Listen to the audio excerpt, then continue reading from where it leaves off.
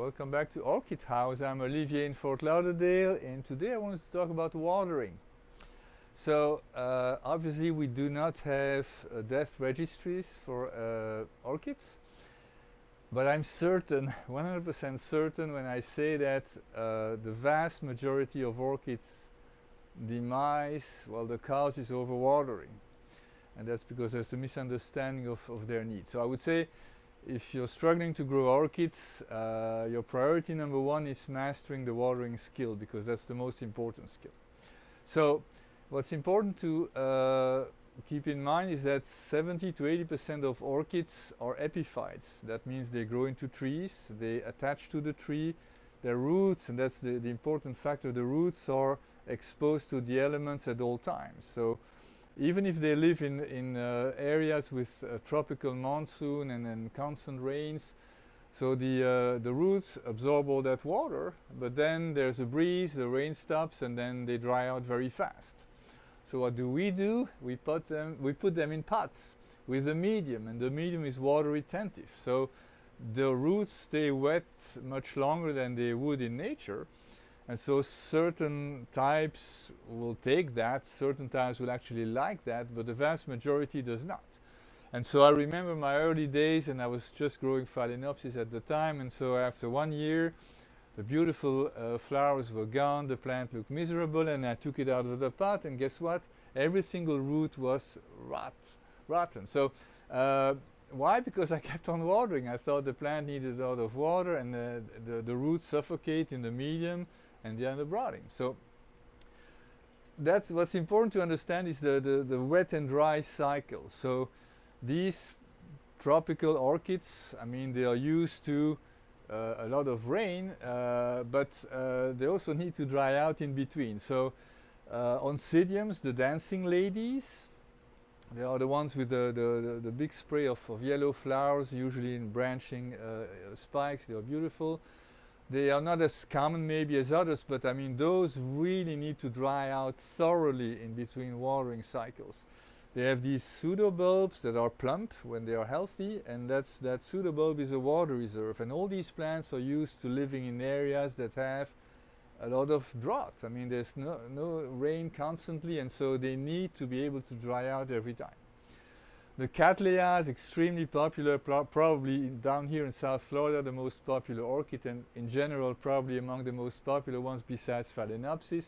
They absolutely have to dry out in between watering. You have the Vandas. I mean, they need to be watered every day, and in the summer I water them sometimes twice a day, but they cannot have roots that are constantly wet. That's why we grow them in baskets with no medium. So this way you soak them real good, and then they dry out, and that's what they need.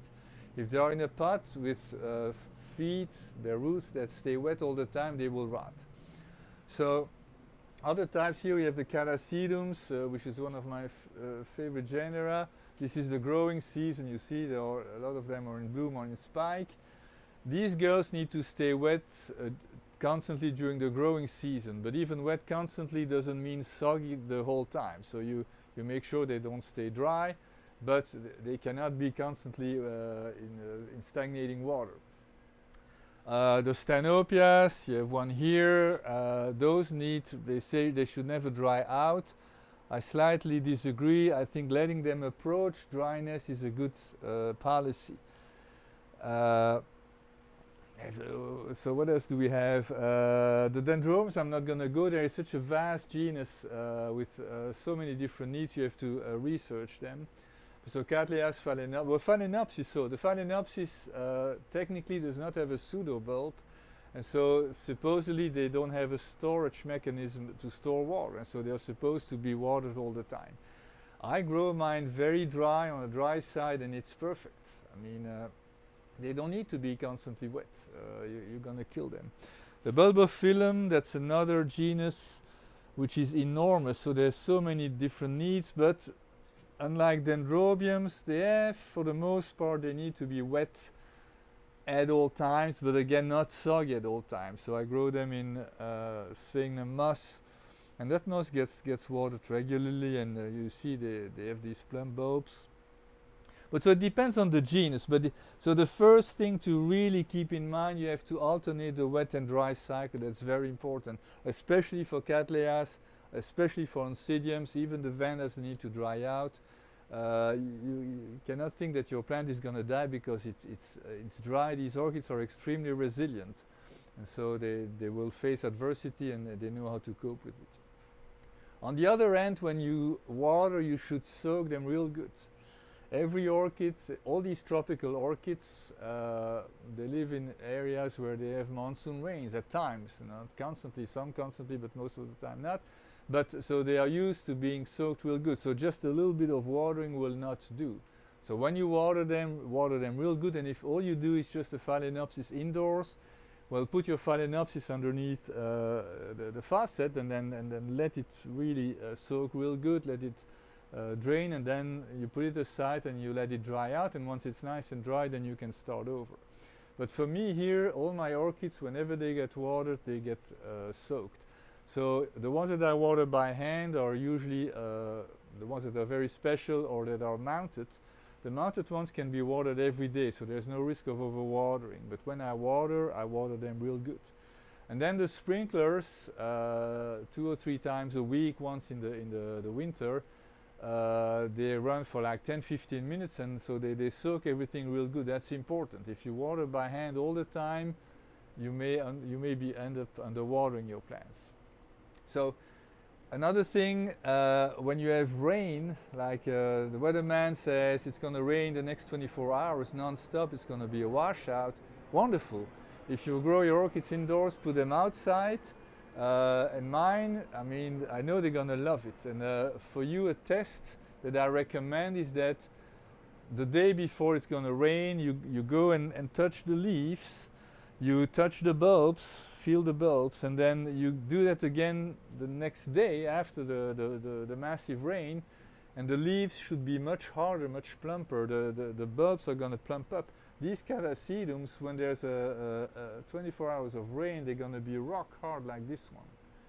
Now mine, I really make sure they are properly hydrated, so most of the time they are nice and hard, but if they are not, a rain will do that. Now, if you have 5 days of continuous rain, then you're in trouble, because remember the wet and dry cycle, then you have to start worrying about diseases, and maybe spray your plants. The Cattleyas, for instance, they may start rotting. Or develop bacterial problems, but 1 good day of soaking is perfect.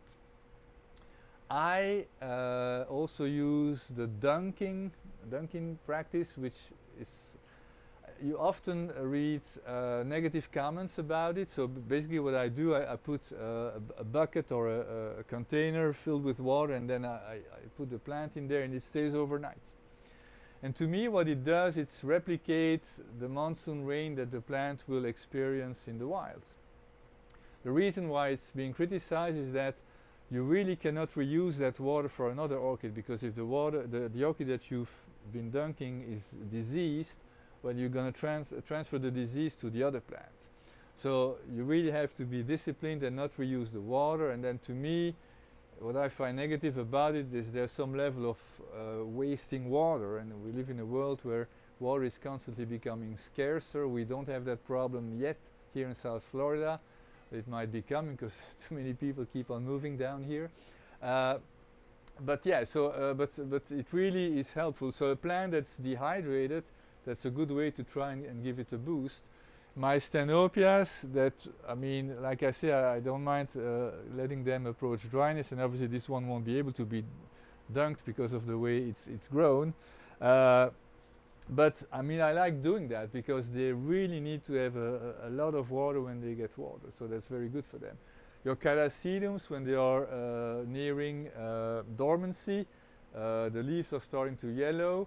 If the bulb is not nice and plump, dunking the plant for 24 hours usually is going to do the trick, and then the plant is going to be good to go for the dormancy with not a single drop of water during that time.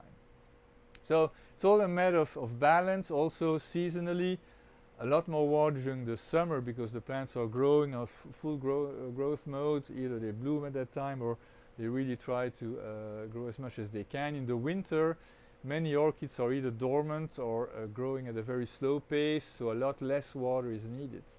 And then the temperature, that's important too. Like your phalaenopsis, if the temperature at night drops, and that's not the case if you grow them indoors obviously, but I grow all my orchids outdoors year round, and so temperatures below 60 for my phalaenopsis, that's flashing red light. What I do, I make sure that the medium is bone dry, because if they are wet, the medium is wet and the temperatures are low, they're going to catch a disease and usually rot very quickly. So it's all a matter of balance, but I would say the two main things I wanted to say, the message I wanted to carry today is wet and dry cycle is super important, because in nature their roots dry out every time and we put them in pots, and having them constantly wet is a recipe for disaster. And then when you water them real good, not just a little bit, they need to be soaked real good. So that's it. I hope this is helpful, and I thank you for joining me once more, and I will see you next time. Bye-bye.